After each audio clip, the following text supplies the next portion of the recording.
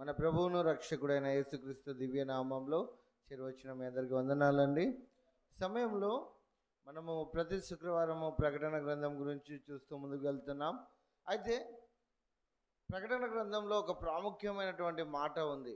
ఆ మాట ఎంత విలువైనది అనంటే, ఈ పరిశుద్ధ గ్రంథం అంతటికి, అలాగే మనము దేని కొరకు ఎదురు చూస్తున్నాం, దేని కొరకు కనిపెట్టుకొని ఉంటున్నాం, మనం దేవుని నమ్ముకునే విషయంలో కావచ్చు, దేవుని యందు విశ్వాసంగా కలిగి ఉండే విషయంలో కావచ్చు, లేదా దేవుని యొక్క రాకడ కొరకు మనము నిరీక్షణ కలిగి ఎదురు చూసే విషయంలో కావచ్చు, వీటన్నిటిని బట్టి బహు ప్రాముఖ్యమైనటువంటి మాటను మనం ఈరోజు చూద్దాం. ప్రకటన గ్రంథము 1వ అధ్యాయము 7వ వచనం మనం చూద్దాము. ఇదిగో ఆయన మేఘారూఢుడై వచ్చుచున్నాడు, ప్రతి నేత్రము ఆయనను చూచును, ఆయనను పొడిచిన వారును చూచెదరు, భూజనులందరూ ఆయనను చూచి రొమ్ము కొట్టుకొందురు. అవును, ఆమేన్, ఆమేన్. చూడండి, ఇక్కడ దేవుడు సెలవిస్తున్నాడు ఏమిటి అని అంటే, ఆయన మేఘారూఢుడై వచ్చుచున్నాడు. మీకు జ్ఞాపకం ఉందా? ఆయన ఏ రీతిలో అయితే వెళ్ళాడో మరొకసారి జ్ఞాపకం చేస్తాను రండి. అపోస్తుల కార్యములు 1వ అధ్యాయము, అపోస్తుల కార్యములు 1వ అధ్యాయము 10వ వచనము లేదా 9వ వచనం నుంచి ఈ మాటలు చెప్పి, వారు చూచుచుండగా ఆయన అహరోనమాయను. అప్పుడు వారి కన్నులకు కనబడకుండా ఒక మేఘము ఆయనను కొనిపోయెను. ఆయన వెళ్ళుచుండగా వారు ఆకాశం వైపు తేరి చూచుచుండిరి. ఇదిగో తెల్లని వస్త్రములు ధరించుకొనిన 2 మనుషులు వారి యొద్ద నిలిచి, గలిలయ మనుషులారా, మీరెందుకు నిలిచి ఆకాశం వైపు చూచుచున్నారు? మీ యొద్ద నుండి పరలోకమునకు చేర్చుకొనబడిన ఈ యేసే ఏ రీతిగా పరలోకమునకు వెళ్ళుట మీరు చూచితిరో, ఆ రీతిగానే ఆయన తిరిగి వచ్చునని వారితో చెప్పిరి. మొదటిగా ఆయన ఏ రీతిగా అయితే వెళ్ళాడో, ఆయన ఈ లోకంలో ఆ యొక్క శ్రమలను అనుభవించి, ఆ మరణాన్ని జయించి, పునరుత్థానుడైన తర్వాత వెంటనే వెళ్ళిపోకుండా ఆయన శిష్యులకు అగుపడుచు దాదాపు 40 రోజులు వారి శిష్యులకు కనబడి, అనేకులకు కనబడుతూ, అనేక ప్రమాణాలను చూపిస్తూ, అనేక మాటలను తెలియజేస్తూ, మీరు నా వలన వినినటువంటి వాగ్దానం కొరకు కనిపెట్టుకొని ఉండుడి అని ఏ రీతిలో అయితే చెప్పాడో, అదే రీతిలో ఆ ఇజ్రాయెల్ ప్రజలను, అలాగే ఈ సమస్త ప్రజలు దేవుని కొరకు కనిపెట్టుకొని ఉండాలని, దేవుని కొరకు విశ్వాసము కలిగి ఉండాలని,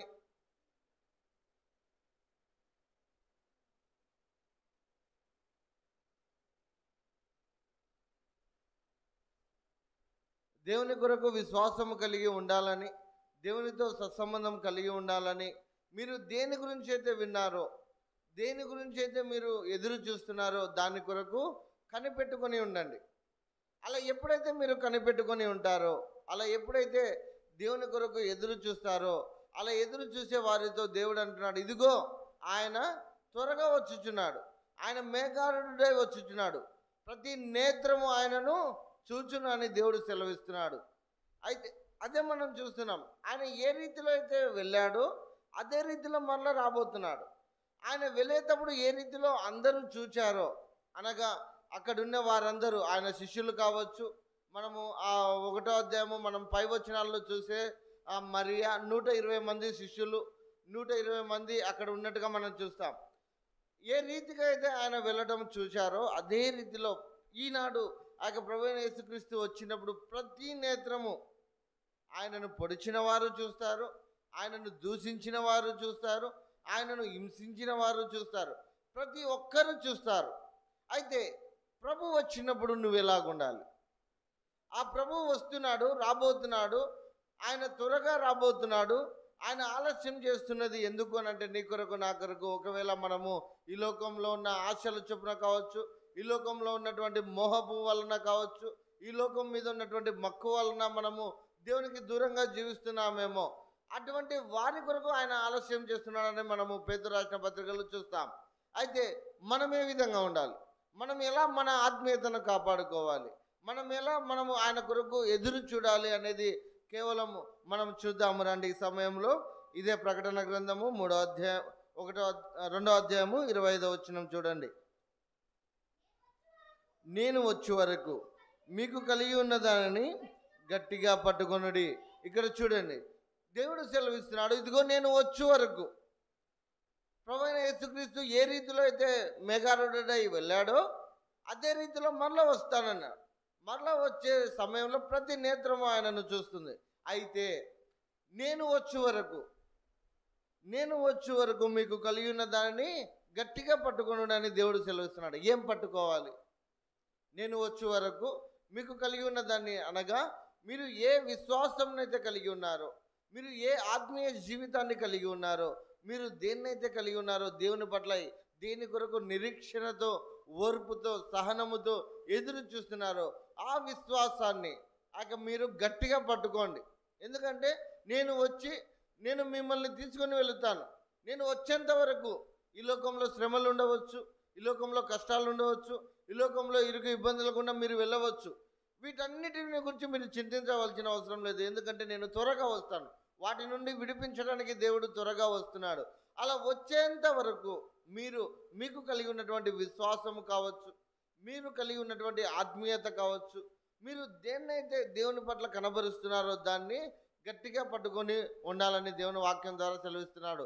ఇదే ప్రకటన గ్రంథంలో మనం చూస్తాం, అన్యాయము చేయవాడు ఇంకనూ అన్యాయము చేయనిమ్ము, నీతిగా ఉండేవాడు ఇంకనూ నీతిగా ఉండనిమ్ము, వాని క్రియల చొప్పున నేను వానికి ప్రతి వానికి జీతం ఇచ్చుటకు నేను త్వరగా వస్తున్నానని మనం చూస్తాం. అయితే దేవుడు వస్తున్నటువంటి సమయంలో ప్రభువైన యేసుక్రీస్తు వస్తాడు అనే నిరీక్షణతో నువ్వు ఎదురు చూస్తున్నావు. కాబట్టి నువ్వు ఏ రీతిలో ఎదురు చూస్తున్నావు, నీ విశ్వాసం ఏ విధంగా ఉంది, నీ ఆత్మీయ జీవితం ఏ విధంగా ఉంది, నువ్వు దేవుని పట్ల ఏ విధంగా పట్టు కలిగి ఉన్నావు. నువ్వు ప్రార్థనలో కావచ్చు, పాటలు పాడే విషయంలో కావచ్చు, దేవుని మహిమపరిచే విషయంలో కావచ్చు, దేవుని ఘనపరిచే విషయంలో కావచ్చు, నువ్వు నీ ఆత్మీయ జీవితం ఎలా కొనసాగిస్తున్నావు, నువ్వు ఏ విధంగా పట్టు కలిగి ఉన్నావు. అందుకే దేవుడు సెలవిస్తున్నాడు, నేను వచ్చే వరకు మీకు కలిగి ఉన్న దాన్ని అనగా మీ విశ్వాసము కావచ్చు, మీ ఆత్మీయ జీవితము కావచ్చు, మీ ప్రార్థనా జీవితం కావచ్చు, మీరు దేవుని గైకొనే విషయంలో కావచ్చు, ప్రతి విషయంలో మీరు ఏ విధంగా ఉన్నారు దాన్ని మీరు గట్టిగా పట్టుకోమని దేవుడు సెలవిస్తున్నాడు. మరి ఏ కోవలో మనం ఉంటున్నాం, మన ఆత్మీయ జీవితం ఏ విధంగా ఉంది, మన ప్రార్థనా జీవితం ఏ విధంగా ఉంది, మనము ఏ విధంగా దినదినము దేవుని ఎదుట కనబరుచుకుంటున్నాం. ఎందుకంటే ఆయనను ప్రతి ఒక్కరూ చూస్తాడు, అలాగే ఆయన సమస్తాన్ని చూస్తున్నాడు. దేవుని వాక్యం సెలవిస్తుంది కదా, దేవుని కన్ను దృష్టికి మరుగు చేయబడినది ఏదీ లేదని దేవుడు వాక్యం సెలవిస్తుంది. మరి ఆయన వచ్చినప్పుడు నువ్వే విధంగా ఉంటున్నావు, నీ ఆత్మీయ జీవితం ఏ విధంగా ఉంటుంది, నువ్వు నీ విశ్వాసాన్ని ఎలా గట్టిగా పట్టుకోగలుగుతున్నావు అనేది నీకు ఖచ్చితంగా తెలియాలి. ఎందుకంటే చూడండి, సాధారణంగా మనము ఎక్కడికైనా వెళ్తున్నాము అని అంటే, ఏ ప్రదేశానికైనా వెళ్ళాలి అని అంటే ఎక్కడికి వెళ్ళాలనేది మనకు ఒక ఆలోచన ఉంటుంది, అంతేనా కాదండి? సపోజ్ ఇప్పుడు గోనవరం నుంచి నంద్యాల వెళ్ళాలి, లేదా నందివర్గం వెళ్ళాలి, ఎక్కడికైనా వెళ్ళాలి అని అంటే ప్రాపర్ ప్లానింగ్ ఉంటుంది. అంటే నేను ఇక్కడికి వెళ్ళి ఈ పని చేయాలి, ఈ పనిలో ఉండాలి, ఈ పని చేసుకొని మరలా త్వరగా ముగించుకొని ఇంటికి రావాలనే ఒక ఆలోచన ఉంటుంది. అదే రీతిలో దేవుడు వస్తున్నటువంటి సమయంలో దేవుడు వస్తాడని తెలుసు, ప్రభువైన యేసుక్రీస్తు తన 2వ రాకడలో వస్తాడని తెలిసినటువంటి నీవు ఏ ప్లానింగ్ ఉంది, ఏ సిద్ధపాటు కలిగి ఉంటున్నావు అనేది నువ్వు ఖచ్చితంగా నీకు తెలియాలి. అలా తెలియకపోతే ఆయన వచ్చినప్పుడు నువ్వు ఎత్తబడే వారిలో నువ్వు ఉండవు. రెండోదిగా మనం చూసినట్లయితే చూడండి, ఇదే ప్రకటన గ్రంథం 3వ అధ్యాయం 3వ వచనం చూడండి. నీవేలాగూ ఉపదేశము పొందితివో, ఏలాగూ వింటివో జ్ఞాపకము చేసుకొని దాన్ని గైకొనుచు మారు మనస్సు పొందుము. నీవు జాగ్రత్తవై ఉండని ఎడల నేను దొంగ వలె వచ్చేదను, ఏ గడియ నీ మీదికి వచ్చేదనో నీకు తెలియదు. అదే అంటున్నాడు. ఏమంటున్నాడంటే, నీవేలాగూ ఉపదేశము పొందితివో, ఏలాగూ వింటివో జ్ఞాపకము చేసుకో. నువ్వు దేవుని వాక్యాన్ని వింటున్నావు, దేవుని సన్నిధికి వస్తున్నావు. అయితే వస్తున్నటువంటి నీవు, వినుచున్నటువంటి నీవు ఎలా అంగీకరిస్తున్నావు? ఆ మాటలను ఎలా అంగీకరిస్తున్నావు? దేవుడు నిన్ను భద్రపరుస్తున్నాడని, జాగ్రత్త పరుస్తున్నాడని నువ్వు తెలుసుకుంటున్నావా? నువ్వు గ్రహించుకోగలుగుతున్నావా? లేదా ఊకే వస్తున్నాము అంటే వస్తున్నాము, వెళ్తున్నామంటే వెళ్తున్నాం అనే వారిగా మనం ఉంటున్నామా? ఒకసారి ఆలోచన చేయండి. అందుకే అంటున్నాడు, ఇదిగో నేను దొంగ వలె వచ్చేదను. ఏ గడియ నీ మీదికి వస్తానో, ఏ గడియ నీ మీదికి వస్తానో నీకు తెలియదు గనక మరి నీ సిద్ధపాటు ఏ విధంగా ఉంది? నువ్వు ఏ విధంగా మార్పు చెందావు? నువ్వు దేవుని నమ్ముకున్నటువంటి మొదటి దినాలు చూడండి, ఇప్పుడు ఉన్నటువంటి ఆత్మీయ జీవితాన్ని చూడండి. నీ ఆత్మీయ జీవితం ఏ విధంగా ఉంది? నువ్వు ఏ విధంగా దేవుని పట్ల జాగ్రత్త కలిగి జీవిస్తున్నావు? దేవుని పట్ల సిద్ధపడి జీవించగలుగుతున్నావు? అదే అంటున్నాడు, ఇదిగో నువ్వు ఎలాగో ఉపదేశం పొందుతో మొదట నువ్వు రక్షింపబడిన నాటి జీవితం చూడండి, మొదట నువ్వు దేవుణ్ణి అంగీకరించినటువంటి జీవితం చూడండి. ఎలాగూ నువ్వు ఉపదేశం పొందావో, ఎలాగూ నువ్వు దేవుని మాటలను విన్నావో, ఆ విన్నటువంటి వాటిని మరి ఈనాడు అదే కోవలోనే ఆ విశ్వాసంతోనే ముందుకు కొనసాగుతున్నావా? లేకుంటే ఆ మాటలను విని, ఆ వాక్యమును విని నువ్వు బలపడ్డావా లేకుంటే బలహీనపడ్డావా? ఒకసారి ఆలోచన చేసుకోవాలి. ఎందుకంటే నువ్వు బలపడినప్పుడు నువ్వు అద్భుతమైన రీతిలో ఆయన కొరకు ఎదురు చూడగలుగుతావు. ఏ సమస్యనన్నా రాని, ఏ కష్టమన్నా రాని, ఏ శ్రమలన్నా రాని, వీటన్నీ నాకు కొంతకాలమని దేవుని చూస్తూ ముందుకు కొనసాగగలుగుతావు. ఎందుకంటే నువ్వు విన్నటువంటి మాటలు నిన్ను ఆ విధంగా ఆదరించగలుగుతాయి. దేవుని వాక్యము ఖడ్గం వంటిది, దేవుని వాక్యము సుత్య వంటిది. ఇవి ఎప్పుడైతే ఆ మాటలను నువ్వు వినగలుగుతావో, ఆ మాటలను నువ్వు తీసుకోగలుగుతావో, అలా నువ్వు ఏ కోవలో అయితే తీసుకోగలుగుతావో అదే రీతిలో నువ్వు బలపడతావు. ఒకవేళ ఆ మాటలను బట్టి నువ్వు మారు మనస్సు పొందకపోతే దేవుడు నిన్ను నరకంలోనికి అప్పగించేస్తాడు. నువ్వు నరకానికి పాత్రలో అయిపోతావు. ఆ విధంగా ఉండకూడదనే దేవుడు ఏమంటున్నా అంటే, నీవు జాగరూకుడవై ఉండుము, మారు మనస్సు పొందు. ఒకవేళ దేవుని దృష్టికి నిన్ను చూసినప్పుడు ఏమైనా క్రియలు ఏమైనా ఉన్నాయేమో, నీ మాటల వలన కావచ్చు, నీ ప్రవర్తన వలన కావచ్చు, నీ చూపుల వలన కావచ్చు, నీ తలంపుల వలన కావచ్చు, ఏ విషయంలోనైనా కానీ దేవుని దృష్టికి అనుకూలంగా లేవేమో. ఒకవేళ లేకున్నట్లయితే నువ్వు మారు మనస్సు పొందు. నువ్వు మారు మనస్సు పొందిన ఎడల సరే, లేని ఎడల నేను నీ మీదికి దొంగ వలె వస్తాను. ఏ గడియ వస్తానో నీకు తెలియదు కనుక నీవు సిద్ధపడి ఉండాలి. మరి నీ సిద్ధపాటు ఏ విధంగా ఉంది? నీ తలంపులు ఏ విధంగా ఉన్నాయి? నీ ఆలోచనలు ఏ విధంగా ఉన్నాయి? నీ మాటలు ఏ విధంగా ఉన్నాయి? నీ ప్రవర్తన ఏ విధంగా ఉంది? నువ్వు దేవుని వాక్యాన్ని వింటున్నావు, దేవుని సన్నిధికి వస్తున్నావు, దేవుని సన్నిధిలో పాటలు పాడుతున్నావు, దేవుని స్తుతిస్తున్నావు, దేవుణ్ణి ఆరాధిస్తున్నావు, మంచిదే. కానీ నువ్వు ఆ వాక్యాన్ని చెప్పబడుతున్నటువంటి వాక్యాన్ని నువ్వు ఎలా అంగీకరించగలుగుతున్నావు? నువ్వు ఎలా నీ మనసులో ఉంచుకోగలుగుతున్నావు? దేవుడు సెలవిచ్చాడు కదా, విత్తువాడు విత్తనములు విత్తుటకు వెళ్ళుచున్నాడు. విత్తినప్పుడు మంచి నేలలో పడినటువంటి విత్తనముల వల్లే మీరు ఉంటున్నారా? లేకుంటే ముళ్ళ పొదల్లో కావచ్చు, గచ్చ పొదల్లో కావచ్చు, రాతి నెలల్లో కావచ్చు, అలాగే త్రోవ ప్రక్కన కావచ్చు, ఎక్కడ పడుతున్నాయి? ఆ విత్తినటువంటి వాక్యము నువ్వు ఎలా అంగీకరించగలుగుతున్నావు? విత్తబడుతున్నటువంటి బోధ నీకు ఎలాగ ఉంటుంది? స్వచ్ఛమైన నిన్ను పరీక్షించే బోధ ఉందా? నిన్ను పరీక్షించే మాట వస్తుందా? లేకుంటే నిన్ను మార్పు చెందే రీతిలో నిన్ను మార్చుకోమని దేవుడు సెలవిస్తున్నప్పుడు మరి మనం ఏ విధంగా అంగీకరించగలుగుతున్నాం? అందుకే అంటున్నాడు, నువ్వు జాగరూకుడవై ఉండుము, ఎందుకంటే ఏ గడియ నేను వస్తానో తెలియదు. కాబట్టి నువ్వు మారు మనసు పొందితేనే సరి. లేని ఎడల నేను నీ దీపస్తంభాన్ని తొలగిస్తాను. లేని ఎడల నీ మీదికి అర్ధాంతరంగా వచ్చేస్తాను. నీకు కష్టం వచ్చినప్పుడు కావచ్చు, నువ్వు ఏ స్థితిలో నువ్వు ఉన్నావో ఆ స్థితిలో ఉన్నప్పుడు దేవుడు నిన్ను చూసినప్పుడు ఒకవేళ అంగీకారంగా లేని ఎడల, దేవుడు నిన్ను చూసినప్పుడు అంగీకరింపకుంటే నువ్వు నరకంలోనికి వెళ్ళిపోతావు. చూడండి, ఆలోచన చేయండి. మనకు దేవుని గురించి తెలుసు, దేవుని యొక్క ప్రేమ తెలుసు, దేవుని యొక్క త్యాగము తెలుసు, దేవుని అంగీకరించిన విధానము మనకు తెలుసు. ఇంత తెలిసి కూడా మనము మారు మనస్సు పొందుకోలేకపోతే, చిన్న చిన్న వాటి విషయంలో మనం తప్పిపోతే మరి మనం ఏ విధంగా తప్పించుకుంటాం? అందుకే అంటున్నాడు, ఇంత గొప్ప రక్షణను మనము నిర్లక్ష్యం చేసిన ఎడలా మనం ఎలాగో తప్పించుకుందామని భక్తుడైనటువంటి పౌలు చెప్తున్నాడు. మరి ఈనాడు ఒకవేళ మారు మనస్సు పొందలేనిది నీలో ఏదైనా ఉన్నదేమో. ఎందుకంటే దేవుడు వచ్చినప్పుడు దేవుడు వస్తున్నటువంటి సమయంలో నువ్వు సిద్ధపాటు కలిగి ఉండకపోతే నువ్వు ఇన్నాళ్ళు కలిగి ఉన్నటువంటి ఆత్మీయత మొత్తము నువ్వు కోల్పోయినట్లనే. కాబట్టి జాగ్రత్తగా ఉండు. ఏ విధంగా జాగ్రత్తగా, నా విశ్వాసంలో నేను ఏ విధంగా జాగ్రత్తగా ఉండాలి, నా ఆత్మీయతలో నేను ఏ విధంగా జాగ్రత్తగా ఉండాలి, నేను దేవుడు వచ్చినప్పుడు నేను ఎత్తబడాలి అని అంటే నేను ఏ విధంగా జాగ్రత్తగా ఉండాలనే ఆలోచన నీకు ఉండాలి. అలా లేనట్లయితే నువ్వు ఖచ్చితంగా విడవబడతావు. అదే మనం చూస్తాం. చూడండి, మన మామూలుగా జీవిస్తున్నటువంటి జీవితంలోనే చూడండి, ఈరోజు నేనేం చేయాలి, నేను ఎక్కడికి వెళ్ళాలి, ఏ పని చేయాలి అనేది అన్ని ఆలోచనలు నీకు ఉంటాయి. కానీ దేవుని విషయానికి వచ్చేసరికి నేను ఈ విధంగా సిద్ధపడాలి కదా, నేను ఈ విధంగా ప్రార్థన చేయాలి కదా, నేను ఈ విధంగా ఆత్మీయత కలిగి ఉండాలి కదా, అనేకులకు దేవుని మాటలను తెలియచేయాలి కదా అనే ఆలోచన కూడా మనకు రాలేకపోతుంది. ఎంత దౌర్భాగ్యమో చూడండి. మనం జీవించడానికైతే ఎన్నెన్నో ప్లాన్లు వేసుకుంటాం. ఈరోజు మనకు తెలియని రోజులను గురించి మనం ఆలోచిస్తాము. కానీ దేవుడు పర్టికులర్గా చెప్తున్నాడు, ఇదిగో నువ్వు మారు మనస్సు పొందితేనే సరే, నీ క్రియలను నేను చూస్తున్నాను, నీ సహనమును నేను చూస్తున్నాను, నీ యొక్క ఓర్పును నేను చూస్తున్నాను, నేను నిన్ను చూస్తున్నాను. కాబట్టి నువ్వు సిద్ధపడితే మేలు. ఒకవేళ ఆ మారు మనసు పొందకపోతే నేను నీ వద్దకు ఎప్పుడు వస్తానో తెలియదు, ఏ గడియలో నేను వస్తానో నీకు తెలియదు. కనుక నువ్వు జాగ్రత్తగా ఉండకపోతే ఏ విధంగా తప్పించుకుంటాము చూడండి.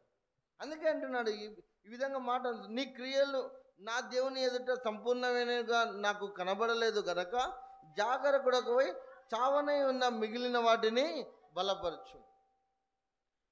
నువ్వు ఇంతకాలము ఏ రీతిలో అయితే జీవించావో, ఇంతకాలము ఏ విశ్వాసమును నువ్వు కనబరిచావో, ఇంతకాలం ఏ ఆత్మీయతను నువ్వు కనబరిచావో, ఒకవేళ ఆ క్రియలు నీలో లేకపోయినట్లయితే, మునుపున్నటువంటి క్రియలు ఈనాడు నీలో కనబడకున్నట్లయితే నువ్వు చావనై ఉన్నావు తప్పనిచ్చి బ్రతకలేవు అని దేవుని వాక్యం సెలవిస్తుంది.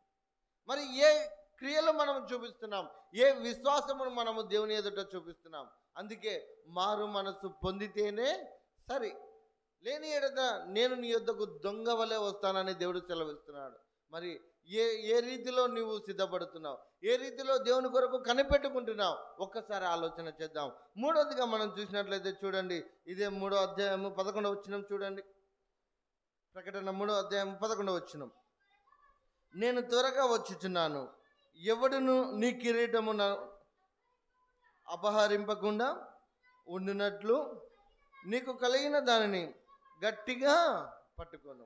దేవుడు సెలవిస్తున్నాడు, ఇదిగో నువ్వు ఇన్నాళ్ళు నా కొరకు శ్రమ పడ్డావు, నువ్వు ఇన్నాళ్ళు నా సన్నిధిలో ప్రార్థించావు, ఇంతగా నన్ను విశ్వసించావు, నా సన్నిధికి ఇంతమందిని నీవు నడిపించావు గనక నీకు నేను కిరీటం ఇస్తాను. అయితే నీకు కిరీటం ఇచ్చే ముందు నీ విశ్వాసము పరీక్షింపబడుతుంది. నువ్వు ఏ విధంగా సిద్ధపడుతున్నావు, నువ్వు ఏ విధంగా దేవుని పట్ల ఆత్మీయతను కనబరుస్తున్నావు, నువ్వు ఏ విధంగా దేవుని సన్నిధికి వస్తున్నావు, అలాగే దేవుని సన్నిధికి నీ కుటుంబంను కావచ్చు, నీ యొక్క తెలిసిన వారిని కావచ్చు, నువ్వు దేవుని సన్నిధికి ఏ విధంగా నడిపిస్తున్నావో అలా నడిపించిన దానికి దేవుడు నీకు కిరీటాన్ని ఇస్తాడు, నీకు బహుమానాన్ని ఇస్తాడు. ఆ ఫలాన్ని ఇచ్చినప్పుడు ఎవ్వడు దానిని అపహరించకుండా చూసుకోమంటున్నాడు. గమనించండి, ఒకసారి మనల్ని మనము చూసుకుందాం. గడిచిన మన విశ్వాస దినాలను చూసుకుందాం. మనము రక్షింపబడిన నాటిలో మనం అనేకులకు దేవుని మాటలను చెప్పామా లేదా? అనేకులకు దేవుని ప్రేమను చెప్పాం. అలా దేవుని ప్రేమను చెప్పినప్పుడు, అలా దేవుని మాటలను చెప్పినప్పుడు దేవుడు మనకు బహుమానాలను సిద్ధపరిచాడు. అలా బహుమానాలను సిద్ధపరిచినటువంటి సమయంలో ఆ యొక్క మన విశ్వాసాన్ని రాను అభివృద్ధి పొందుకోవాల్సినటువంటి మన విశ్వాసాన్ని మనం విశ్వాసంలో పడిపోతాం. కొన్నిసార్లు ఆ విశ్వాసంలో దేవుని పైన నమ్మకం ఉంచవలసిన విషయంలో కావచ్చు, దేవుని యందు భయభక్తులు కలిగి ఉన్నటువంటి విషయంలో కావచ్చు, లేదా దేవుని సన్నిధికి వచ్చే విషయంలో కావచ్చు, ఏదో ఒక విషయంలో మనం పడిపోతున్నప్పుడు, అలా పడిపోతున్నటువంటి సమయంలో దేవుడు నీకిచ్చే ఆశీర్వాదాలు, నీకిచ్చే దీవెనలు ఏవైతే ఉన్నాయో వాటన్నిటినీ అపవాది అపహరించేస్తాడు, అపవాది దొంగిలించేస్తాడు. నీకు వచ్చే ఆశీర్వాదాలను చూడండి, నీకు వచ్చే దీవెనలను చూడండి, వాటన్నిటినీ ఎందుకు నాకు ఇవ్వట్లేదు, ఎందుకు దేవుడు నన్ను ఆశీర్వదించట్లేదు, ఎందుకు నన్ను దీవించట్లేదు అని మనం క్వశ్చన్స్ వేస్తుంటాం కదా. మనం ఆలోచించాల్సింది ఏంటంటే, మనము దేవునికి ఎక్కడ విధేయులుగా ఉన్నాం, మనము దేవునిపై ఎక్కడ మనము అవమానపరుస్తున్నాం. అలా అవమానపరిచినందుకు, అలా అవిధేయులుగా ఉన్నందుకే మనకు ఆశీర్వాదాలు రాకుంటున్నాయని ఎవరు గ్రహించలేరు. అందుకే దేవుని శ్రమ వచ్చినప్పుడు కావచ్చు, కష్టం వచ్చినప్పుడు కావచ్చు, ఇరుకు ఇబ్బందుల గుండా వెళుతున్నప్పుడు దేవుడిని నిర్మోహమాటంగా దూషించేస్తాం. ఏమి దేవుడు ఉన్నట్లయితే నాకెందుకు ఈ శ్రమలు, దేవుడు ఉన్నట్లయితే నాకెందుకు ఈ కష్టాలని మనము దూషిస్తాము.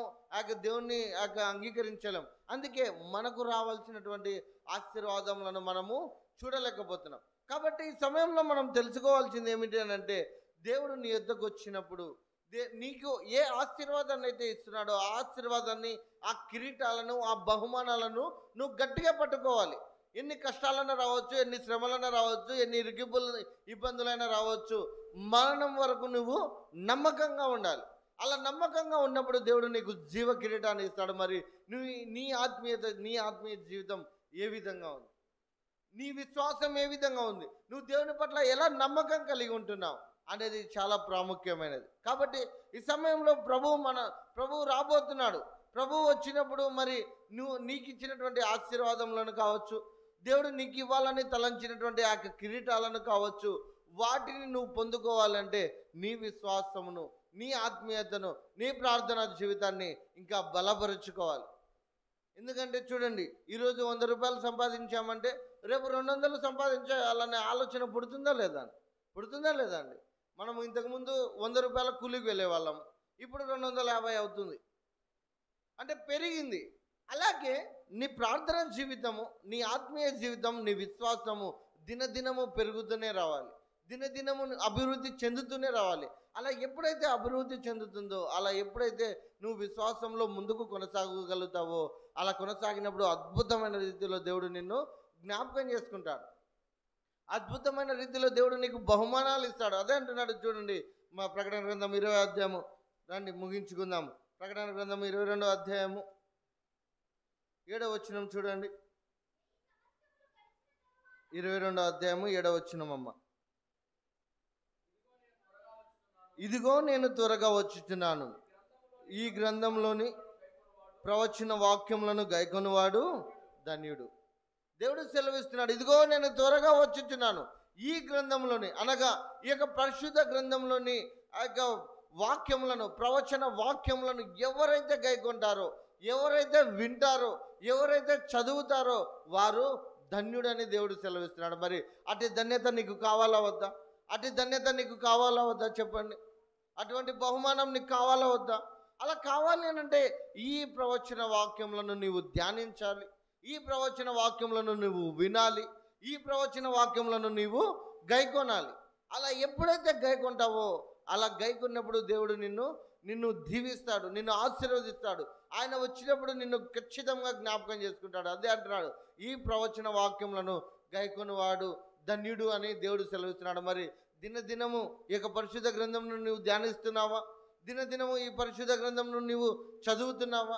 దినదినము నిన్ను నడిపించేటువంటి ఈ యొక్క పరిశుద్ధ గ్రంథమును నువ్వు ఎలా అంగీకరిస్తున్నావు, ఎలా చదువుతున్నావు, ఎలా ధ్యానిస్తున్నావు, వీటిలోని మాటలను నువ్వు ఎలా వింటున్నావు? అలా ఎలా వింటున్నావో నువ్వు తెలుసుకున్నట్లయితే, నువ్వు అంగీకరించినట్లయితే నువ్వు ధన్యుడిగా నువ్వు ఉండబోతున్నావు. కాబట్టి ఈ సమయంలో దేవుడు నీ వద్దకు వస్తాడు. నీ వద్దకు వచ్చి నీ క్రియలను బట్టి, నీ విశ్వాసమును బట్టి, నీ ఆత్మీయతను బట్టి, నువ్వు చూపిన ప్రేమను బట్టి నీకు జీతం ఇస్తాడు, నీకు బహుమానం ఇస్తాడు. అలాంటి బహుమానం ఇవ్వబోతున్నటువంటి దేవుని సన్నిధిలో నిన్ను నీవు ఎలా కనబరుచుకుంటున్నావు? అలా దేవుడు నిన్ను ఆశీర్వదించాలి అనన్నా, దేవుడు నిన్ను దేవుని రాజ్యంలో చేర్చుకోవాలి అనన్నా, ఆయన వచ్చినప్పుడు నిన్ను కొనుక్కోవాలి అనన్నా, మరి నీ సిద్ధపాటు ఏ విధంగా ఉంది? ఆయన నీకు బహుమానాన్ని ఇస్తానంటున్నాడు. ఎప్పుడు నీవు ఆత్మీయంగా, నువ్వు జాగ్రత్తగా దేవుని పట్ల సిద్ధపడి, దేవుని వాక్యాన్ని గైకుంటూ, దేవుని సన్నిధిలో ప్రార్థనా జీవితం గడుపుతూ ఎప్పుడైతే నీ విశ్వాసాన్ని బలపరుచుకుంటావో, అలా బలపరుచుకున్నప్పుడు దేవుడు నిన్ను దీవిస్తాడు, దేవుడు నిన్ను ఆశీర్వదిస్తాడు. అలాంటి ఆశీర్వాదాలు, అలాంటి దీవెనలు నీకు కావాలంటే ఇప్పటికైనా జాగ్రత్తగా ఉండి, దేవుని యందు భయభక్తులు కలిగి, దేవుని వాక్యాన్ని వింటూ, దేవుని వాక్యాన్ని గైకొంటూ, దేవుని వాక్యం పట్ల శ్రద్ధ కలిగి, దేవుని పట్ల విశ్వాసం కలిగి ఉన్నట్లయితే నీవు ధన్యుడవు, ధన్యురాలివి. కాబట్టి అట్టి ధన్యత నీకు కావాలంటే ప్రతి దినము పరిశుద్ధ గ్రంథంను చదవండి, ప్రతిదినము పరిశుద్ధ గ్రంథంను ధ్యానించండి. అలా ధ్యానించినప్పుడు దేవుడు నీకు అనేక విషయాలను తెలియజేస్తాడు, నీకు తోడుగా ఉంటాడు, నిన్ను నడిపిస్తాడు. ఆయన వచ్చినప్పుడు నిన్ను మర్చిపోడు.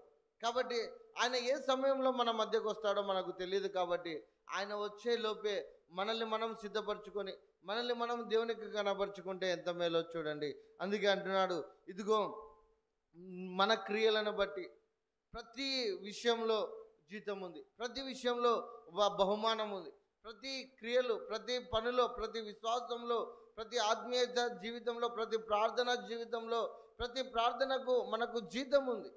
ఆ జీతం ఉందని నీవు తెలుసుకొని దేవుని పట్ల నమ్మకంగా విశ్వాసం కలిగి ఎప్పుడైతే నువ్వు ఉండగలుగుతావో అలా ఉన్నప్పుడు దేవుడు నిన్ను ఖచ్చితంగా జ్ఞాపకం చేసుకుంటాడు. ఎందుకంటే మనము పొద్దున్నుండి సాయంత్రం వరకు కష్టపడుతున్నాం, ఎందుకు? మనకు కూలి వస్తుందని. అదే రీతిలో నువ్వు దేవుని పట్ల నమ్మకంగా ఉండి దేవుని పట్ల విశ్వాసం కలిగి నీ ఆత్మీయ జీవితాన్ని బలపరుచుకుంటూ అనేకులను దేవుని సన్నిధికి నడిపించినట్లయితే నీకును దేవుడు జీతం ఇస్తాడు, నీకును దేవుడు బహుమానాలు ఇస్తాడు. అట్టి బహుమానాలను, అట్టి ఫలాలను మనం పోగొట్టుకుంటే ఇంతకాలము మనం ఆత్మీయంగా ఉండి ఏం ప్రయోజనం అండి? చిన్న చిన్న వాటి విషయంలో మనము ఆ ఫలాలను, ఆ ఆశీర్వాదాలను పోగొట్టుకుంటే మనకేం ప్రయోజనం? కాబట్టి ఇకనైనా మించిపోయింది లేదు. దేవుడు త్వరలో రాబోతున్నాడు. అలా రాబోతున్నాడు కాబట్టి మనకు కలిగి ఉన్న దాన్ని మనం గట్టిగా పట్టుకుందాం, మన విశ్వాసంలో ముందుకు కొనసాగుదాం, అనేకులను దేవుని సన్నిధికి నడిపిద్దాం. అలా నడిపించినప్పుడు దేవుడు మనల్ని తప్పకుండా జ్ఞాపకం చేసుకుంటాడు, మనకు తప్పకుండా బహుమానాన్ని ఇస్తాడు. అట్టి బహుమానములను, అట్టి సిద్ధపాటును దేవుడు మనకందరికీ దయచేయునుగాక. ఆమెన్. రండి.